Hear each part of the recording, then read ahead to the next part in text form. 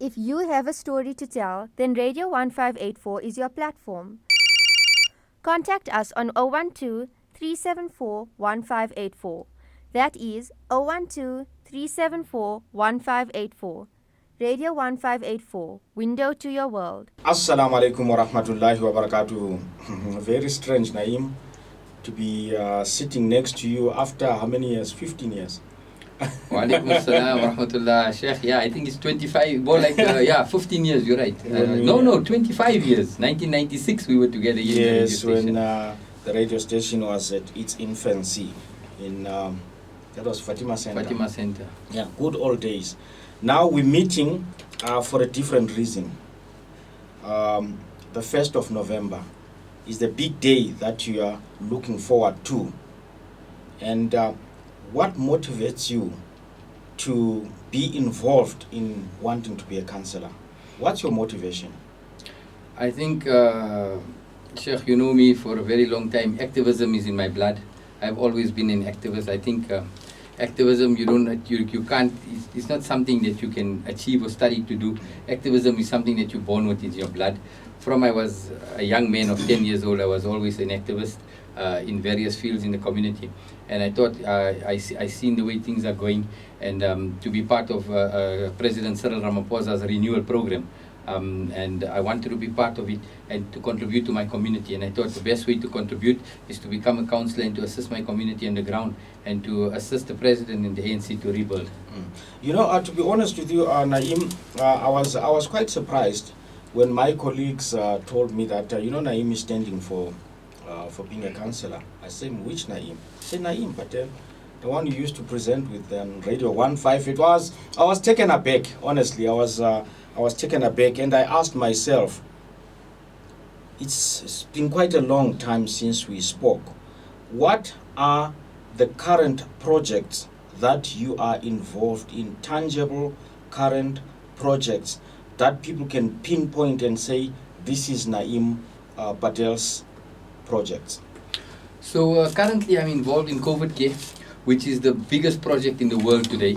In the last 1 year, I've seen over 900 patients, 900 families, not patients, 900 families in the Pretoria area.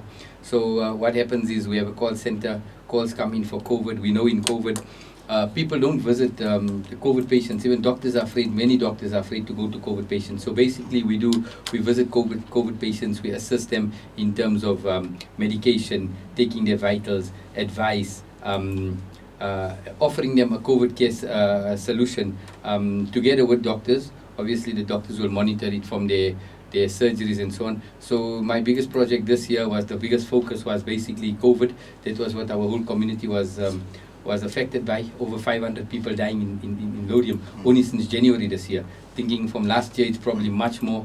On a normal basis, we have 120 or 130 Muslim funerals a year in Lodium. This year, we're sitting on almost 400, only from January till September. So I think that's the biggest current issue affecting our community. And I was the forefront and one of the leading figures in this fight to assist our people in this pandemic. Second one?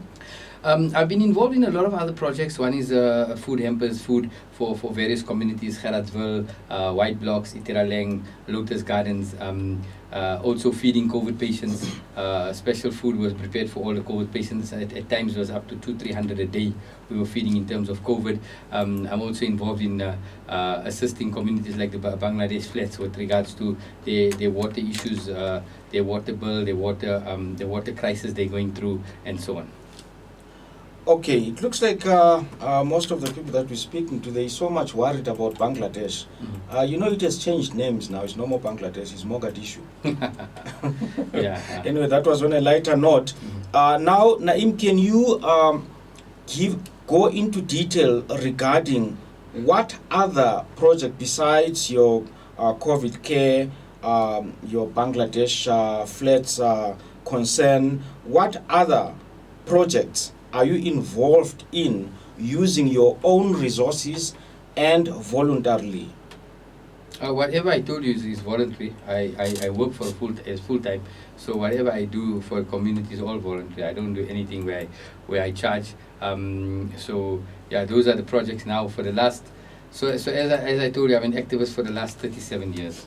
I've been involved in every sector of this community, including media, including sports. So maybe I can give you some background to that. When I was I was young, I got involved in the civil defense, which is now disaster management. I qualified as a firefighter in the late 1980s. I then became a member, executive member and founding member of Ummah Youth Wing with the late Karim Ali, the anti-drug movement. We formed the biggest anti-drug circle in Africa. We were educating people, we were training people, we were counseling people with drugs. I then was selected by, at that time, the presidency to be part of the Siankanisa youth movement. It was a youth movement that basically looked at all the different racial groupings, and we were trying to bridge the gap between the racial groupings. We used to meet every 2 months and try and have a plan for the youth in South Africa. This was in the mid-90s.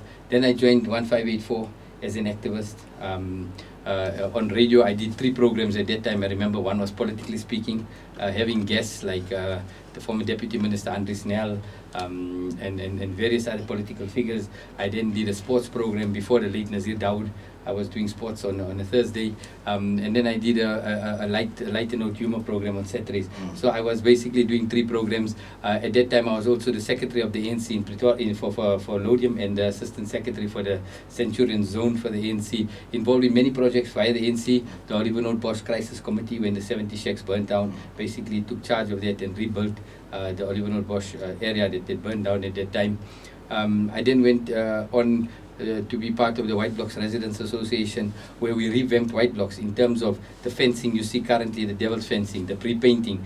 We re-put geysers in every flat in White Blocks, as well as painted it. And then we gave the flats free to the owners that occupied it for the last 20 or 30 years. So carrying on from that, I was involved in the Bangladesh flats in the Bangladesh on the body corporate. I was part of Shabanul Muslimin, which was a Muslim youth organization trying to get youth off the streets into sport under the late Yusuf Jowaja, who also just passed away a few months ago. I founded the Lodium Sports Council. I was its first president. And managed to get a lot of equipment for the different sporting facilities. I was part of Lodium Netball. I was I can go on like that, Yusuf. My activism in the last in the last 37 years. I've been involved in various organizations in our community. I'm born and bred here. I served on many portfolios and in various, not only in social welfare, in sport, in religious, in civic organizations, in those kind of portfolios all over the community. Okay, you are tuned to Radio 1584, your community radio station, and also broadcasting live on all Medina media platforms, including Smart Bilal. And for those who want to pose questions to Naeem, the ANC candidate for Ward 61, Councillor to be. Naeem, this is a question that many politicians try to avoid, and they answer in a very funny way. Qualifications. I know you have done all these. Okay. And I was waiting for this question. Don't be one of those who's gonna say, my qualifications is experience. No, my qualification is not experience. Okay, what is your qualification? I think it's a brilliant question you asked me, and somebody asked me the other day, what will make you a good councillor? What will qualify you to be a good councillor? And I believe there's 3 things. One is you need to be an activist. One, you need to, which is a community person. You must have done something in your community, did work in your community, not only in one field, or not in security or maybe in sport. You must be all over the community, in various sectors of the community, so that you understand your community. That's the first thing. The second thing is you must have some kind of experience in terms of council processes, how budgets work, how budgets are passed, what contribution can you do academically to those kind of processes. So firstly, I've got a diploma in management, accounting and finance. I've got a diploma in international trade. I'm a certified in animal health medication. So I've got various qualifications, business development. I'm currently the business development manager for the last 23 years in Africa. So my daily life, I do business development. So this is a skill which we all know is lacking in government, where we check the finance part of things. So I think for my side, this is one of the skills that I can bring to the table in terms of finance, in terms of my business development, in terms of developing communities. I do this every day in Africa since 1998. So I've been doing this Monday to Friday all over Africa. With such expertise, I'm sorry to cut you short because of time constraints. With such expertise, Naeem, why ANC? Right. I think the ANC is the only political party that can deliver. And let me explain this to you. Is that in government, right now the Tshwane Metro is bankrupt. Everybody, it's not rocket science, everybody is aware of this. If we need to do infrastructure development in Lodium, for example, we have to do the reservoir. No independent candidate can do this. No other political party can do this. The reason they can't achieve this is because the province and national is controlled by the ANC. For us as the ANC in Tshwane, if we need to do any infrastructure development, it'll be easier as an ANC councillor to get something out of the province and national than any other political party. Because remember, we in control nationally and provincially. So in order for us to get anything, if anybody knows anything about council process and budgets, right, you cannot get anything. How is it? For example, right now we're sitting here. You probably interviewed many candidates before me and few to come after me and so on. Can any one of those councillors bring one minister to Lodium to sort out any issue in terms of issues that we need to sort out as a community? Can't be done. It can only be done by that political party that is in power. Because we control the province and the region and national, this makes it easier. The reason I stood with the ANC, and this is very important for people to note, when you go into government, in Tshwane we've got two choices. You either be with the ANC or with the DA. As a Muslim, my conscience will never allow me to be with the DA. I'll never be able to do that because of their stance against masjids, azan, Zionism, etc. The reason I stand with the ANC is because when you're in council, we all know the budget is about voting. When a budget needs to be passed in council, you can desire, like one candidate said, I want to put up a nature reserve. The nature reserve is going to cost you 12.5 million. How exactly are you going to get that in the budget? You as the ANC will have, plus minus currently, we have over 100 seats in council, or 90 seats in council, of 214. We have a pool, we have a clout. So behind me, if I have the ANC to get something for Lodium's budget, in terms of whatever, even if it's a pipe, right? If you don't have a political party behind you, how do you achieve this when you have a budget debate? When you have the budget to be passed? We've seen it now with the marriage between the EFF and the DA. The EFF pulled one side, the DA pulled one side, although they're in a marriage. No budget could be passed. In order for budget to be passed, you need a majority. And that budget can only be passed by two political parties in Tshwane. The ANC and the DA. No other political party can pass a budget. But you don't understand, Naeem, why the ANC lost it. You're supposed to be in the same marriage that you're talking about of the EFF and the DA. No, I will explain to you why the ANC lost the previous election. One of the main reasons, and it's not anymore a hidden fact, it's a known fact, that in the last election, we had an issue in terms of the mayoral candidates. So the ANC put in a mayoral candidate which the people on the ground were not happy. And you found most of the areas, even an area like Muiplas, which is 100% ANC or 95% ANC voters, they didn't come out to vote for the ANC because the mayoral candidate was enforced upon them. The ANC now looked at its folly, and that is why in this election, the ANC has not appointed a mayor. The ANC will appoint its mayor after November the 1st, who is its mayoral candidate for Tshwane. So the main reason we lost, and you've seen how it works. I don't know, sometimes I wonder if this question, when a question like this is posed, how educated we are on the council process. Because the more wards you win in Tshwane, the less PR votes you get. So just to explain it, if I may.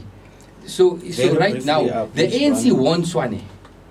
The ANC won Tshwane. On a vote to vote, the ANC won Tshwane. You lose it because what happens is the minorities are protected, and the way the vote calculation goes, whatever you get in the ward gets in the ward as a ward candidate gets subtracted from the PR.